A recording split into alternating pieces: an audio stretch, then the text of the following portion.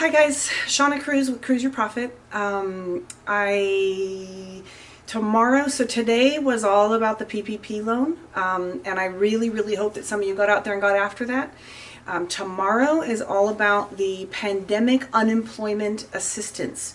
So you've heard since the beginning that you are going to be able to apply for unemployment insurance even if you're self-employed, 1099, gig worker, freelance, whatever they're calling it, but you don't get W-2 wages. So you don't get a paycheck with your taxes already taken out. So I wanted to clear up a couple of things. First of all, in the beauty industry, which is predominantly who I'm going to be speaking to here, but it can apply also in lots of industries. But in the beauty industry, it's common that you might work a couple of days in a salon and then work on your own a couple of days. Or maybe you work at the front desk a couple of days and you get paid salary there or W-2 wages for that, and then you don't for something else. So you cannot have both regular unemployment and this PUA, they're calling it. You can't have both, but if you get W-2 wages, then you can qualify for W-2 regular traditional unemployment. If you do, you probably already did, if that makes any sense. So in other words, if you went online and your unemployment claim went through and you are receiving funds, then you had some portion of your 2019, you had W-2 wages. Because even if you're self-employed now and you worked at the beginning of 2019 for someone, received a paycheck, it's going to go back that far. It's going to go back into that account. So anything that you did in the last 18 months. So this is pretty much geared towards the people who, like, what happened to a lot of us was going on the unemployment website, because initially they said everyone was going to get it and it was going to be available for self-employed people, and then you go on and you try and fill it out, and you get to a question that's like, who do you work for? And you're like, me. Okay, so how do I put that? Do I put my name? Do I put the name of, Hair by Shawna? Like, what do I do? And that might have kicked it out. Or maybe you already applied over here, but then you didn't have enough because maybe you only had a little bit of time where you got unemployment wages or you got regular W-2 wages and it wasn't enough to qualify you. So there's a bunch of different scenarios. I know some of my friends ended up getting where they applied and then it kicks it back and it says, yay, you have it, but you only have, this is your benefit amount, 0. So here's the deal. If you got the 0 answer, or you got the you're ineligible answer, or you just didn't even apply because you didn't think you were eligible for some reason, or you didn't get around to it, or maybe you thought this whole thing was going to blow over at some point, which hopefully, okay, anyway, don't get me started on that. So here's the deal. So tomorrow you can log on to the regular unemployment insurance website. So it's uionline.com. I'll put the link below the video. You can go there. The PUA, Pandemic Unemployment Assistance Program, will be up and running. And you're going to go through, fill out the application, submit whatever you need to submit.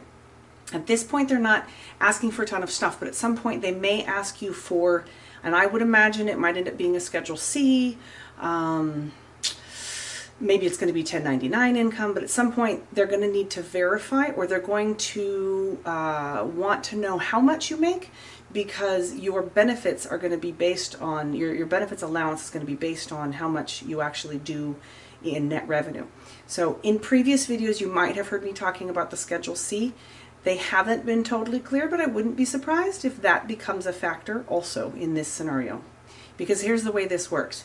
From February 2nd, starting the first day that you were not able to go to work, from February 2nd through March 28th, you are eligible for these PUA benefits at a rate of $167 a week, which is not much money. So then what they did, so basically they're saying from February 2nd to March 28th, you could collect $167, and it goes backwards all the way back to when you weren't working, even if you're just applying now. Then from, I'm checking the dates, yeah, from March 29th all the way through till July 25th, which is basically when they're saying they're going to keep this program open until. So from March 29 through July 25, then you become eligible for the 167 plus the additional 600 of the federal unemployment insurance. I know you've been hearing about that as well. So there's two things going on here. One, I want to address the timing of things because that seems to be the biggest question mark for everyone is when am I going to get it?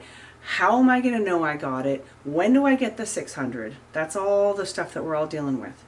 So the 167, it sounds like they're getting a little bit faster on this process.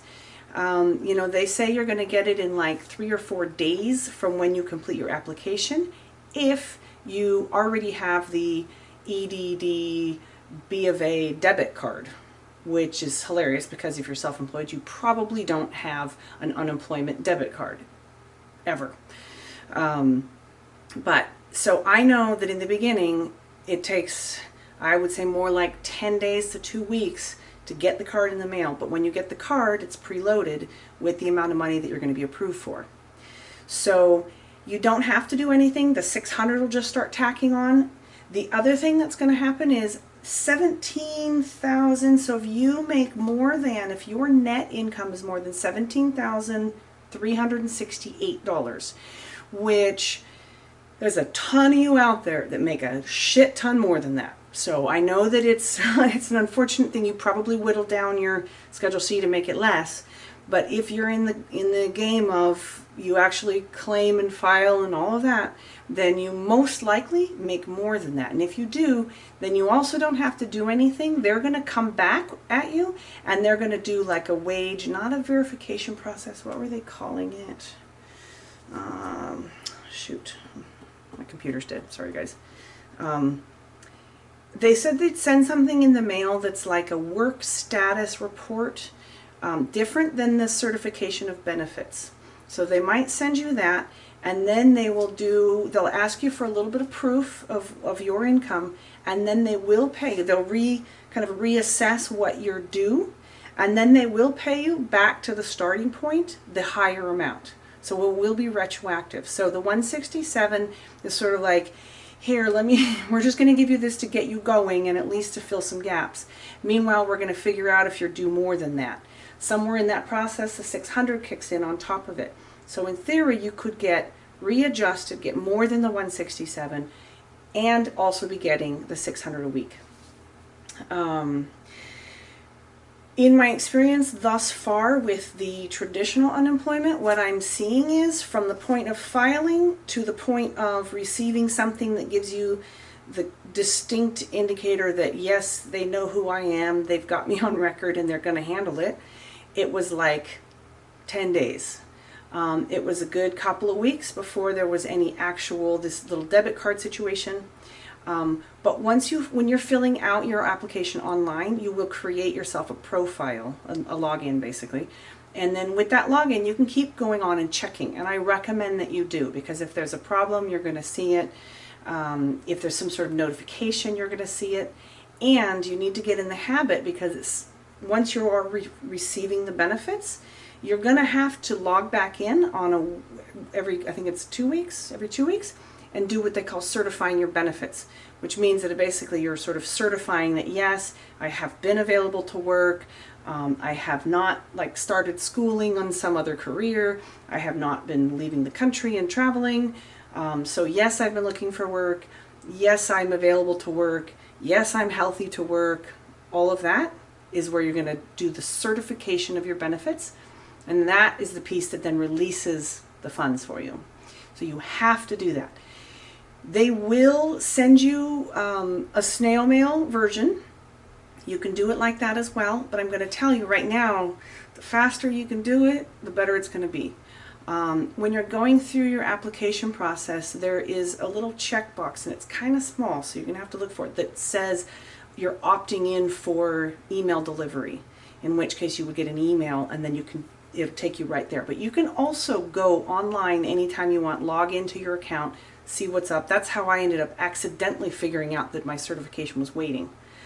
The certification, if you don't certify for some reason, I believe it was a month, it stays sort of active and alive for a month. So if something happens and you you know, like let's say, I know this, I was talking to someone today who had, she had received the piece in the mail. Maybe she didn't get the first piece, I'm not sure, but she went ahead and did the certification on that, and then she got paid, but she got paid for the second 2 weeks, not the first 2 weeks.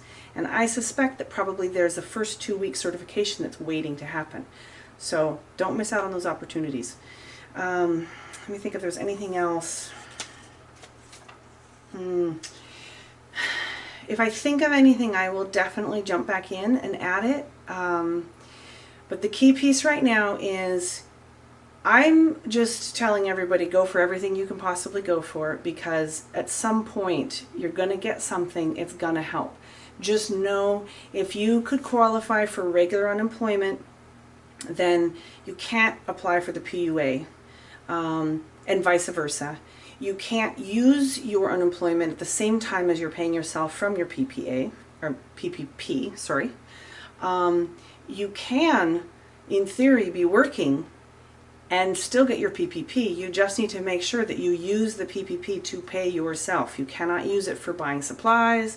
You can't use it for, you can use it for paying your rent and paying yourself, but your paying yourself has to be a minimum of 75% of the amount of the loan. So that's the only way to get it forgiven, and I'll do a separate video on how to do the PPP tracking and forgiveness piece if you are self-employed.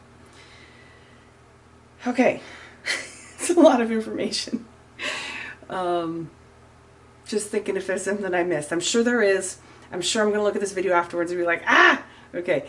Or something I said was backwards and sideways. So please bear with me. I'm just trying to get the information out as quickly as possible. And I know that, and I'm new. I'm new at this. So, okay. Love you.